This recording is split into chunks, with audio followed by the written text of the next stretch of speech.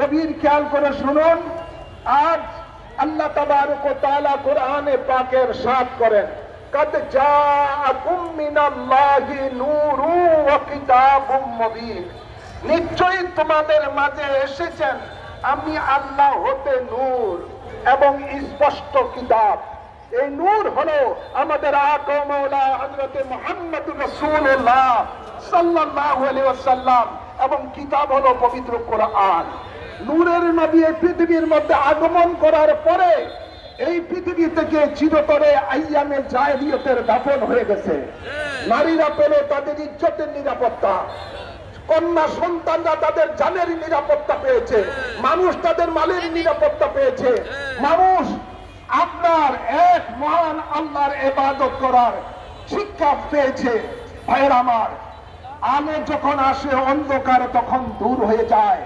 নূরের নবী, রহমতের নবী আলো হিসাবে পৃথিবীর মধ্যে এসেছেন, নিয়ে এসেছেন আরেকটি আলো, সেটা হলো পবিত্র কোরআন।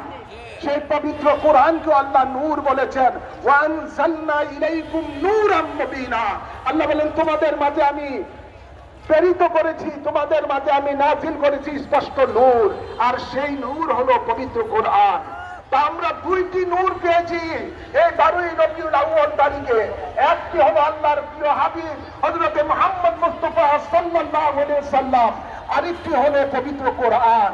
এই দুই নূরকে যদি আমরা ব্যক্তি জীবনে ধারণ করতে পারি, আমাদের ব্যক্তি জীবনটা নূর হয়ে যাবে।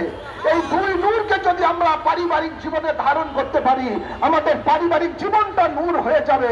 এই দুই নূরকে যদি আমরা সমাজ জীবনে ধারণ করতে পারি, সমাজ জীবনটা নূর হয়ে যাবে। এই দুই নূরকে যদি আমরা রাষ্ট্র জীবনে সংসদ পর্যন্ত বাস্তবায়ন করতে পারি, তাহলে পুরা বাংলাদেশটা আলোকিত হয়ে যাবে।